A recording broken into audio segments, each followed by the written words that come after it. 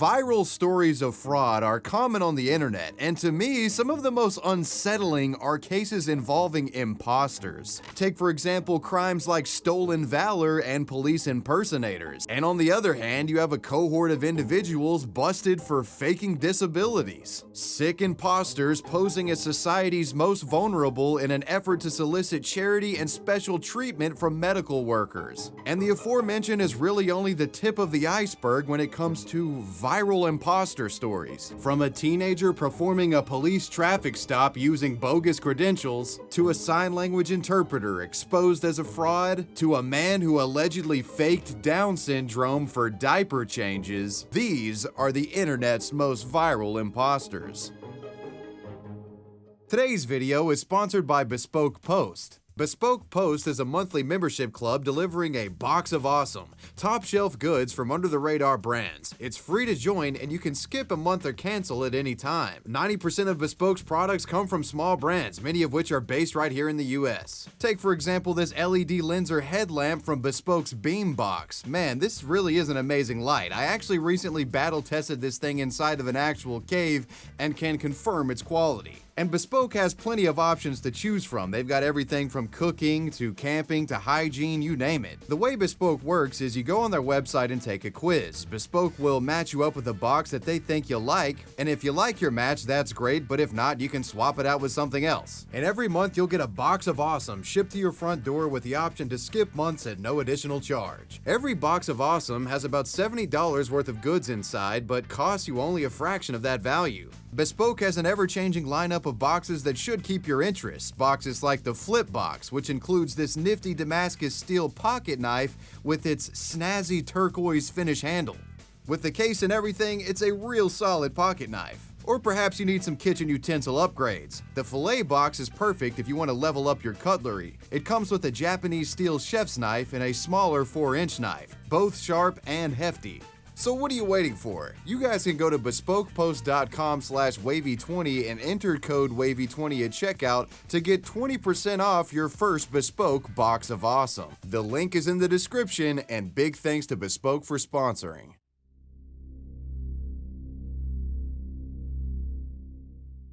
One of the most trusted and revered professions in the United States is that of the medical doctor. The profession comes with a lot of responsibility and power as well. This story involves a young man who managed to fake credentials over a period of years, successfully masquerading as a medical professional and defrauding the public out of thousands of dollars in the process. Malachi Robinson was born in West Palm Beach, Florida in May of 1997. This young man had dreams of becoming a doctor, and what we find is that in his teenage years, Malachi attempts to become one by any means necessary. In January of 2015, 17-year-old Malachi Robinson was taken into custody after it was discovered he had spent several weeks walking the halls of St. Mary's Medical Center while wearing a lab coat and stethoscope. The young man's presence being completely unauthorized, and it was obviously suspected that he was trying to pose as a doctor.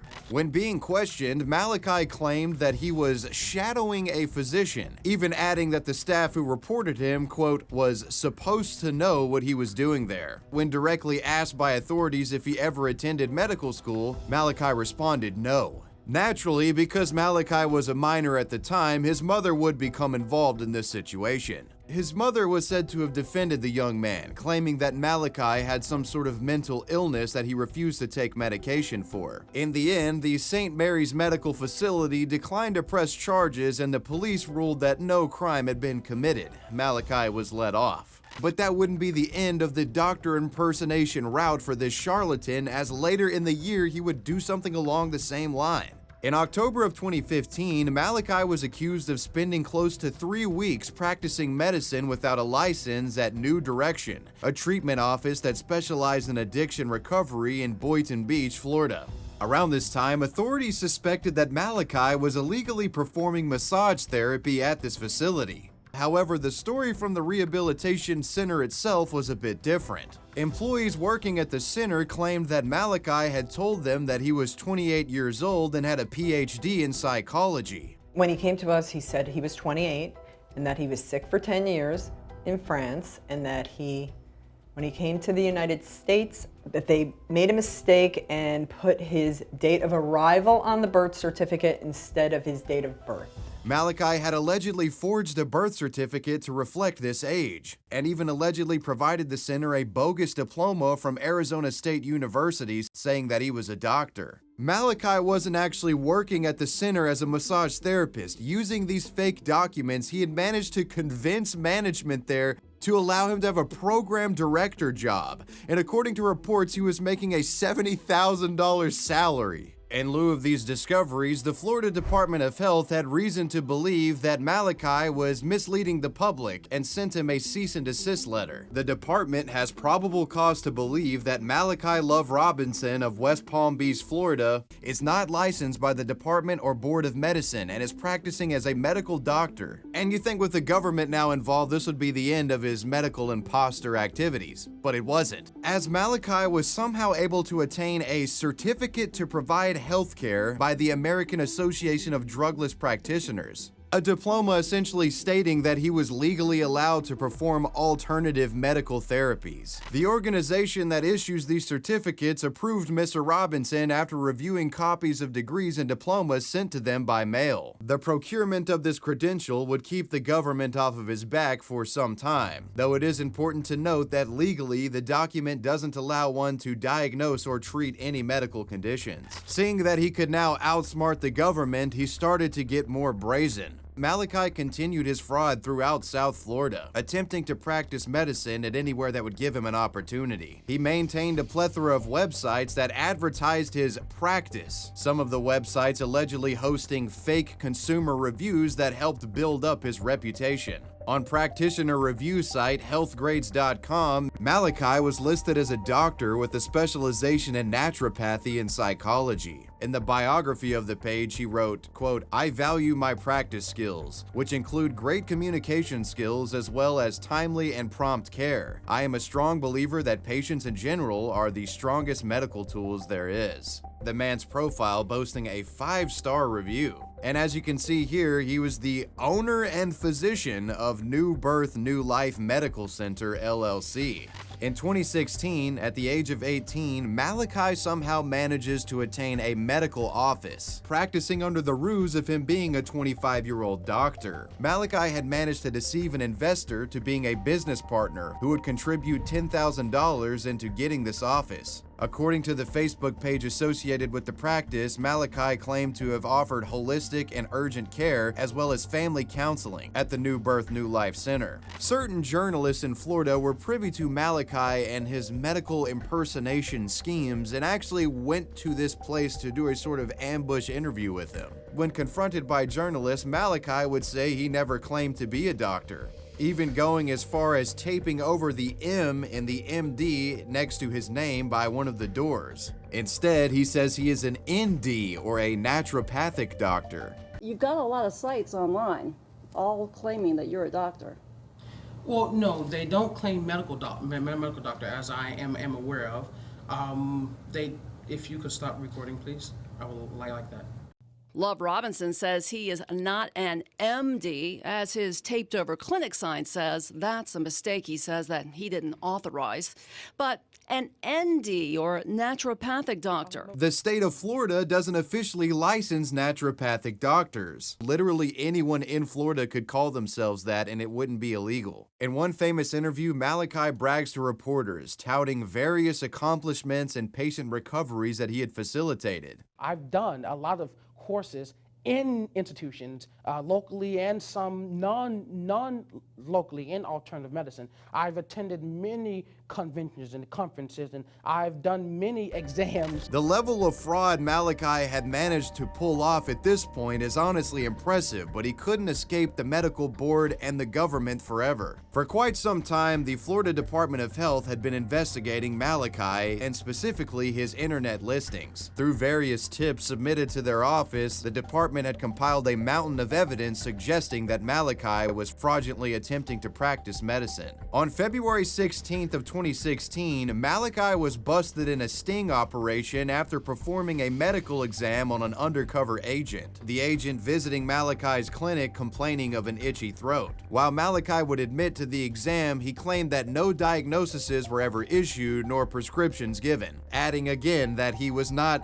impersonating a doctor. Malachi's arrest would go viral on the internet, and the world became fascinated by this 18-year-old kid who was impersonating a physician. Malachi would later be charged with 7 counts of grand theft and forgery, after it was discovered that Malachi had allegedly stolen money from one of his patients' bank accounts. After posting a $21,000 bail, Malachi sat down for an interview where he would again claim that he never titled himself an MD. Many types of degrees out there that hold the title as doctor, whether they are a physicist or an engineer. Just because someone has the title doctor in front of their name does not necessarily imply MD. But even if Malachi never claimed he was an MD, which is not true, other evidence started coming to the surface that just painted him as a straight up fraud regardless. In one broadcast, it was revealed that an elderly woman was treated by Malachi for severe stomach pain and was charged $3,500 for the meager service. And even while out on bail and facing criminal charges,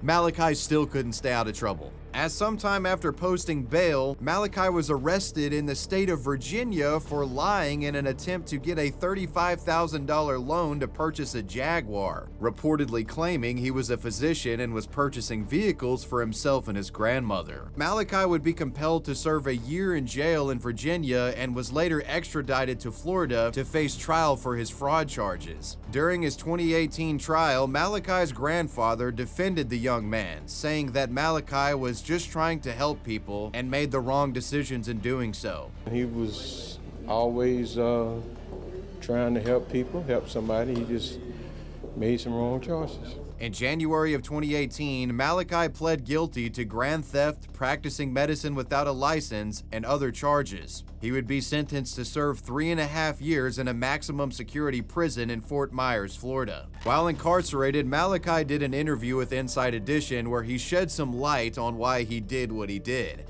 Basically, he always wanted to be a physician and help people, and he still wanted to be a doctor when he got out. Fucking good luck with that, dude. I 100% regret what I've done. And the reason being is that because, number one, I've messed my life up, a great deal. Do you still want to be a doctor? I do. On September 23rd of 2019, Malachi was released from prison after serving 20 months. And you think after spending a good deal of time in prison, Malachi would, try to live life on the straight and narrow, avoid trouble.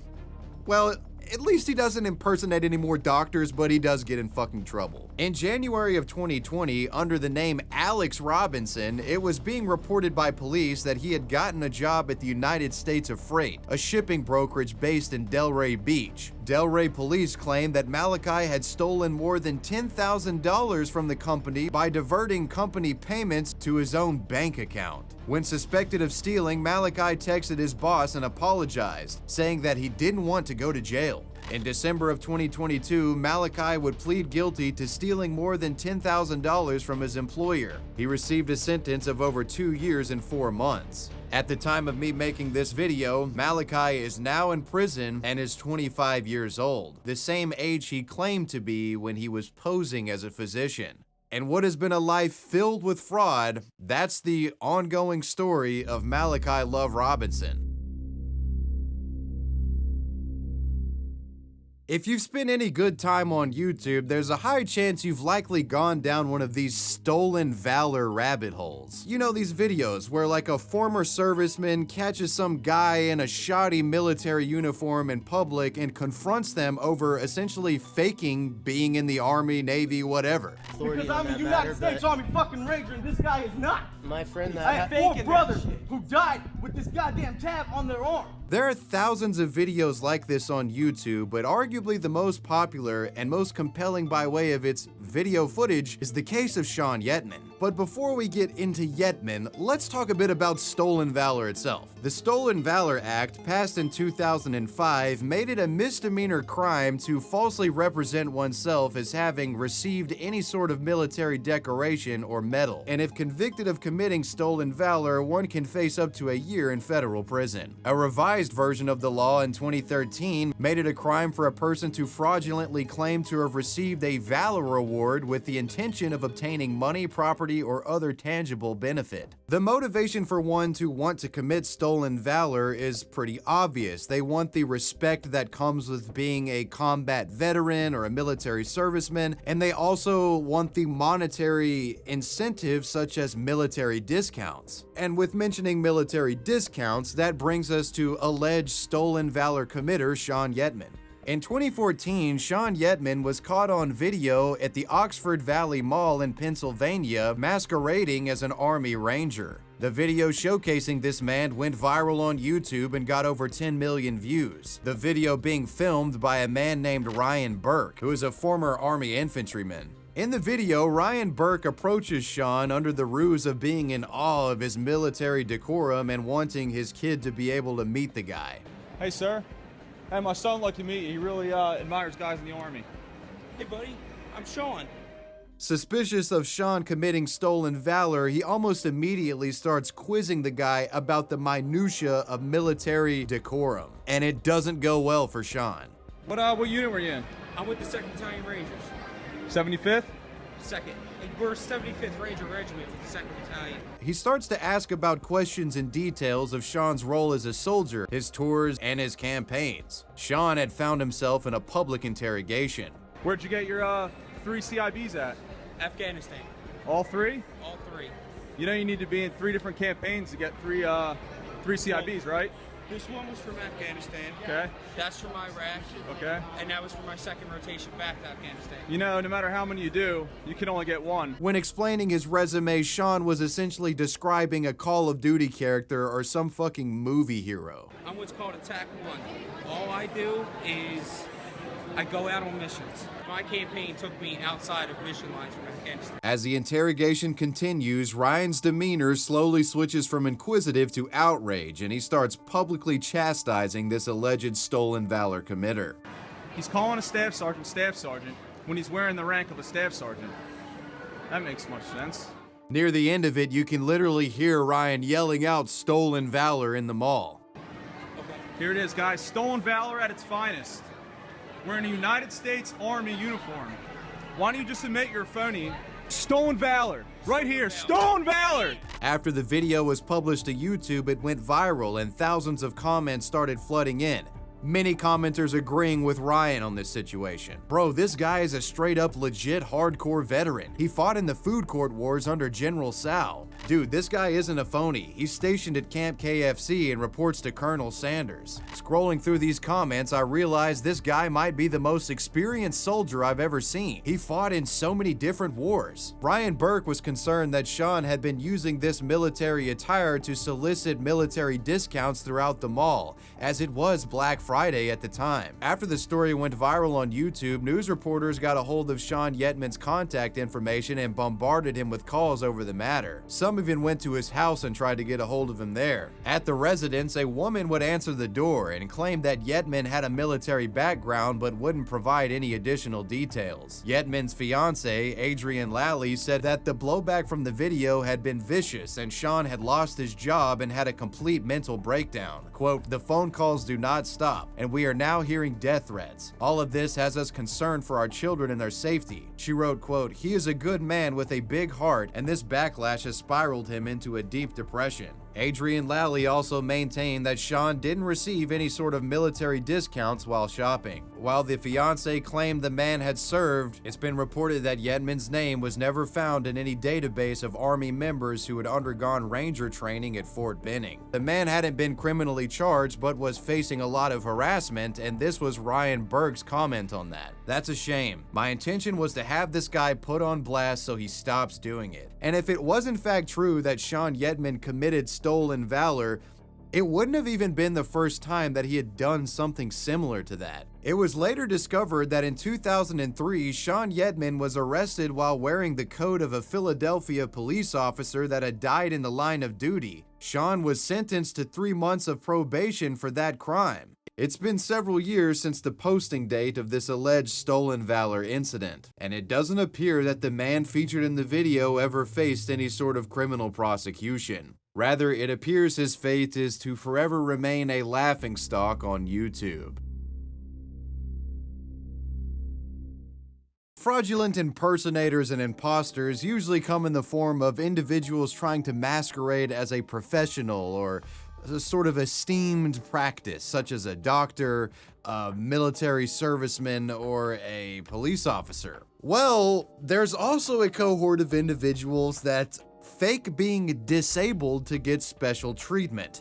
And that's what this chapter is all about. Take, for example, the case of Rutledge Diaz IV. For over a year and a half, this 29-year-old Louisiana man used babysitting apps to secure women's aid in taking care of his 17-year-old brother named Corey, who was said to be mentally and physically disabled. However, Corey wasn't actually a real person, and Rutledge would use this persona to trick medical workers into coming to his house and changing his diapers. Rutledge had convinced these women to treat Corey like he was a child, and he would invite these women to his house under the premise of them taking care of Corey when he in fact was Corey and was faking being disabled. On top of diaper changes, Rutledge would also convince these girls to transport him around town in a child's car seat. Rutledge pulled this sick scam on multiple women, and his diapers changed many hands in the process. But he couldn't roleplay it as a disabled person forever. Eventually, he got exposed. On November 13th of 2019, Louisiana State Police arrested Rutledge Diaz for convincing a series of women to change his diapers after a woman reported suspicions to police. Investigators say that Rutledge confessed and claimed that he was trying to address his own sexual trauma. As a result of his crimes, he was hit with 4 counts of sex trafficking.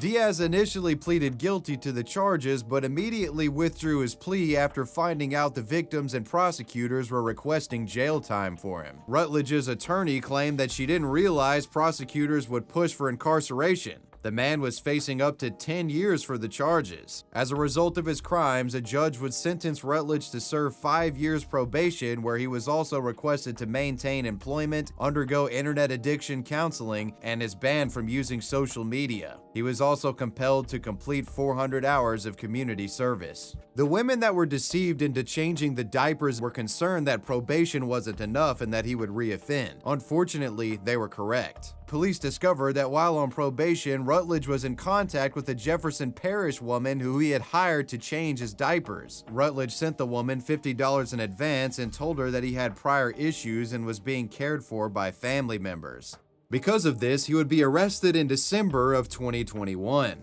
and charged with more human trafficking charges. The man later pled guilty and received 1 year in prison and 5 years of probation for this infraction, which pretty much serves as the end of Rutledge's story for the time being. But surprisingly enough, that's not the only individual that has faked being disabled for diaper changes. Meet Paul Anthony Menchaca. This is the face of a man accused of faking Down syndrome in an effort to get favors from female medical workers.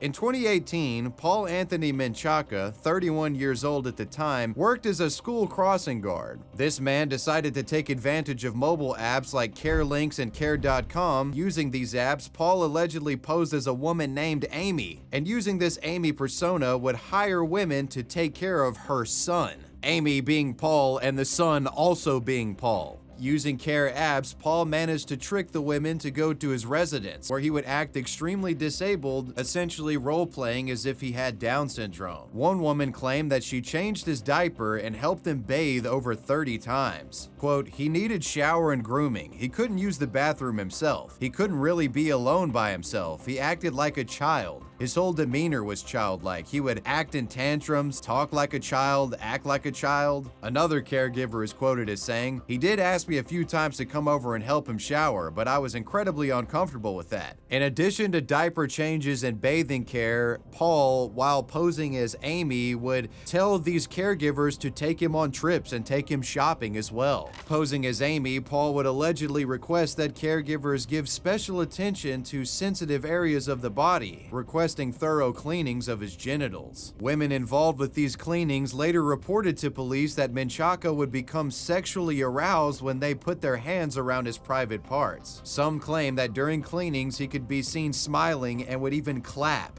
This diaper-changing abuser would eventually be busted in September of 2018. Menchaca was exposed after one of his caregivers became suspicious of the Amy persona and dug into Menchaca's background and found he had a different family entirely. This would result in the caregiver talking to the family, explaining what they were doing for Menchaca. The family would explain that their son didn't have Down syndrome and certainly didn't need any sort of diaper changing or bathing assistance. Soon after discovering this, the mortified caregiver would call police. In September of 2018, Paul Anthony Menchaca was arrested and charged with 3 counts of sexual abuse and 1 count of fraudulent schemes. In a hearing, Menchaca addressed the court, stating the following. Quote, "I just want to let you know I am special needs. I do have a low IQ level and my mom and dad both have paperwork to prove that. And I'm starting to talk to my dad about getting me some help and getting me into a counselor and probably like a rehab center to talk to somebody."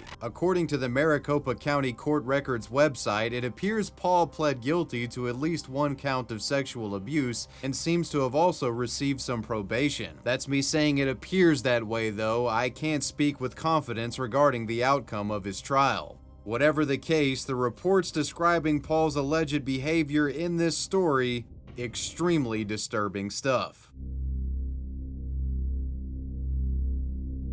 The story begins on September 9th of 2019, when an Albuquerque police officer witnessed a young man in civilian clothing and a police badge on his belt performing a traffic stop near Interstate 40. This peculiar-looking would-be law enforcer was 18-year-old Brendan Wazinski. The officer pulls his vehicle over to investigate the suspicious circumstance. When questioned by the officer, he seemed nervous and claimed to be under-equipped and not in uniform. Brendan claimed to be on his way to the courthouse when he spotted the person he pulled over going 120 miles an hour. Brendan tries his best to convince the real police officer that he's legit, but his efforts don't go over well.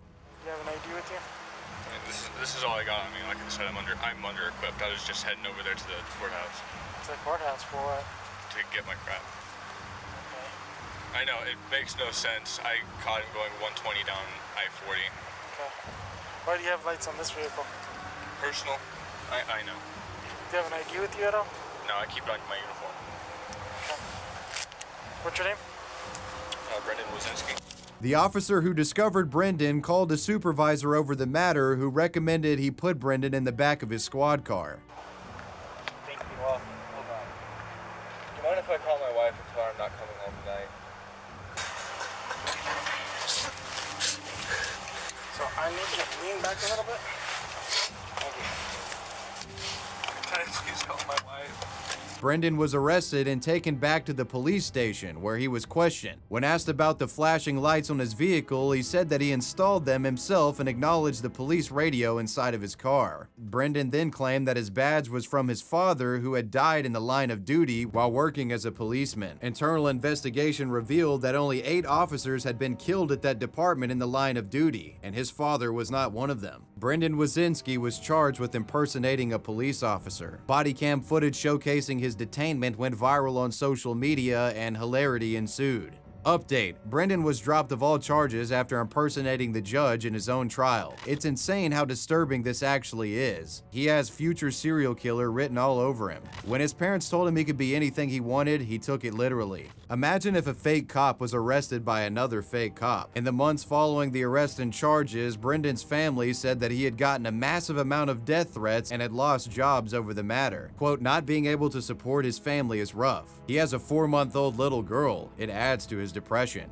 Attorneys from the public defender's office said that Brendan had been diagnosed with autism spectrum disorder and attention deficit hyperactive disorder, and suggested that these ailments played a hand in his decision to pretend to be a deputy. They even requested mental health court when a psychologist and clinician both recommended him for it. But the district attorney denied the request. Quote, he chose to make the decision he made that evening. By his own admission, he even knew what he was doing was wrong. On March 16th of 2020, Brendan showed up to court to plead no contest for impersonating a peace officer. The judge sentenced him to a year on probation and ruled that he can't carry any firearms, deadly weapons, or handcuffs, and ordered an evaluation for counseling.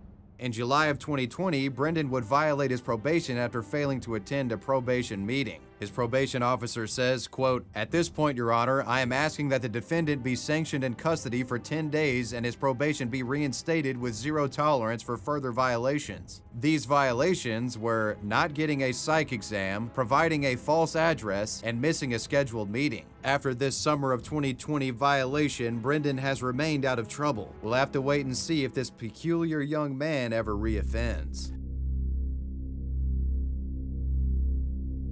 You might imagine that landing a job where one communicates government messages to citizens would require a bit of vetting before hiring. But in all reality, there have been multiple instances of ASL fraud, and today we're going to be talking about one of the most bizarre. As of 2017, the year that this story took place, there were 13 states that required sign language interpreters to hold state licenses. Florida was not one of them. On November 28th of 2017, the Seminole County, Florida police held a news conference announcing the arrest of a Seminole Heights murder suspect. During the televised broadcast with news crews present, Police Chief Dugan spoke to the public about the capture of an alleged serial killer. The press conference featured many family members of those affected by the killer's actions. One of these family members in attendance was actually deaf and knew sign language. So as this press conference is going on and the ASL interpreter is signing away, this deaf family member finds that the sign language interpreter is just putting out complete gibberish. Seminole government agencies also started getting phone calls from concerned citizens with complaints that the ASL interpreter was signing unintelligible nonsense. The goal of this police press conference intended to ease the minds of the Seminole Heights residents. You know, they had captured a serial killer, but in all honesty, it just created more bewilderment and opened up a new can of worms.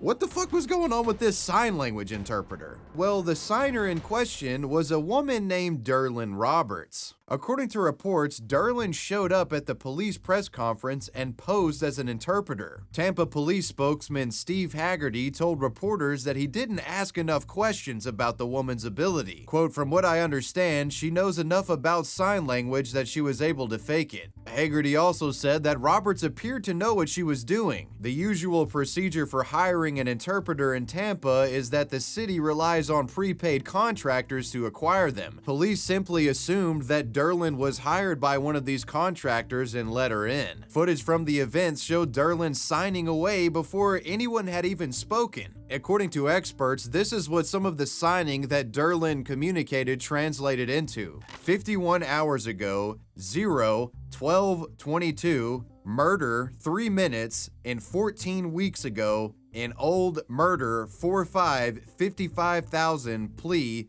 10 arrest murder Bush 3 age 24. Yeah, that was an actual segment communicated by Derlin signing during this press conference. She's a total expert, right? Here's some of the highlights of Roberts' performance. At this point, I don't think it's getting any better. The sound is what it is. We're doing the preliminary mic checks.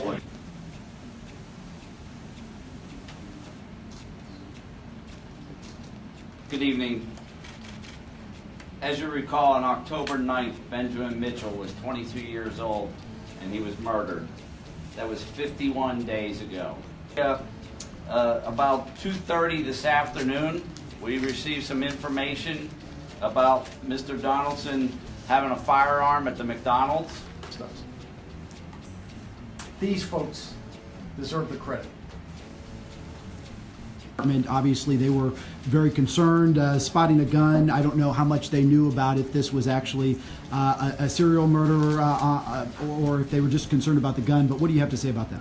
We got a break. Somebody stepped up and did the right thing, and that's what we needed. We had said all along that no tip is too small, and somebody stepped forward and gave us what we needed. The internet would quickly discover this bizarre video, and after learning of the circumstances would go to comment sections to share their opinions on the matter. That fake sign language lady is going straight to hell. This is so funny, LOL. Can't stop laughing. Had I known that sign language is going to be this easy, I would have done the same myself. The absolute audacity to stand there and pretend to do sign language on TV. LOL. Maybe we should just use subtitles. At least her sign for murdering is the same all the way through. Lamau, she just throwing her hands up in the air and literally waving like she don't care. The audacity. And that fool looked so confident standing front and center. While this footage is definitely comical in many ways, the whole premise of this is quite disturbing to think that someone could be deranged enough to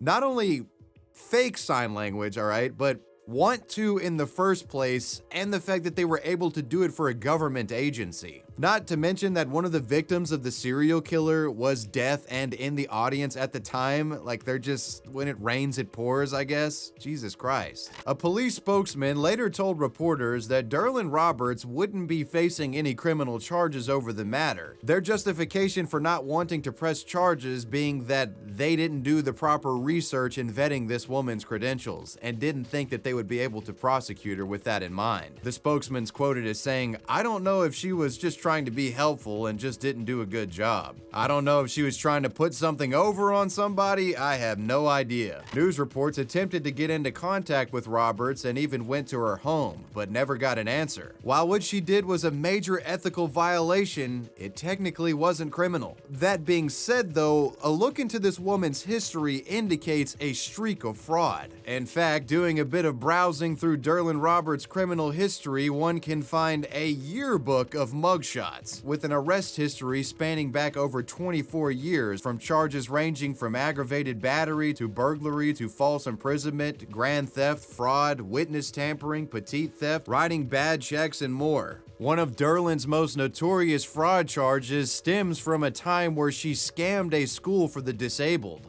According to reports, back in 2004, Derlin ran the Sago Palm Education Academy, a private school for children with special needs. While in this management position, Roberts misappropriated a fortune in education funds from the Florida McKay Scholarship Fund and used that money for her own personal benefit in a scheme that stretched from 2004 to 2009. It's alleged that the woman stole over $350,000 from the fund. It's also said that Roberts assumed the identity of a former employee, Angela Darien, a psychologist and social worker who quit the school after just a few weeks when Roberts failed to pay her. Roberts assumed Angela's identity in 2004 after authorities revoked funding due to her criminal past. After quitting, Angela Darien had moved to New York and had no idea that her identity was stolen by Roberts. Once investigators discovered that Derlin had committed identity fraud on this woman, they informed Angela that her identity had been stolen. She says, quote, "It was something out of a fairy tale book, you know? Not even a fairy tale book, something out of a horror book. They should throw the key away on her." When the scheme finally unraveled, Roberts was charged with organized fraud and grand theft. She was sentenced to serve 5 years in prison.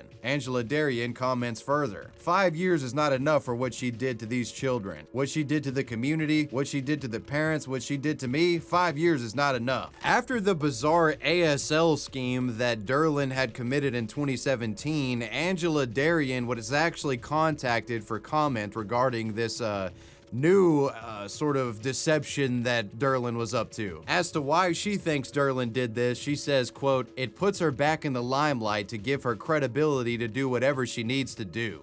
She's legit because she's on TV and she's interpreting and blah, blah, blah. So if they trust her, we can trust her. So she might have been looking for credibility." Derlin Roberts will forever live in infamy as being a member of the motley crew of charlatans that have attempted to fake sign language. As for Tampa police, the entire event was a complete embarrassment. But that, my friends, were the internet's most viral impersonators. Let me know what you thought about this video down below in the comments section, and let me know who or what you want me to talk about next. I want to give a major shout out to my patrons. I appreciate you guys. Wavy Web Surf out. Peace.